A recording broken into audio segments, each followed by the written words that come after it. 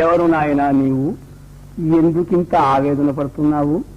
జీవిత పరమార్థం తెలుసుకోలేక ఆర్తి పడుతున్న అంధు. జీవితానికి పరమార్థం అంటూ ఒకటి ఉందనుకుంటున్నావా?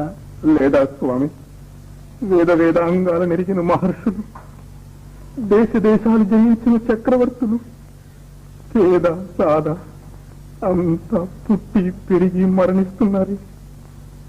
వీరంతా మరణించిన తర్వాత ఏమవుతున్నారు స్వామి? పిచ్చివాడా, లోకమంతా ఈ శరీరంతో జీవించి సుఖించాలని తాపత్రయపడుతుంటే మరణించిన తర్వాత ఏమవుతారనే విచారం నీకెందుకు? నన్ను బాధిస్తున్న ప్రశ్న ఒక్కటి, మనం ఎక్కడి నుంచి పుడుతున్నాం, ఎక్కడికి పోతున్నాం? ఈ రహస్యం తెలుసుకోవటానికి దేవతలకే సాధ్యం కాలేదే మానవులకు సాధ్యమవుతుందా? మానవుడికి తరుణోపాయం లేదా స్వామి? లేకే నాయనా, ఉంది.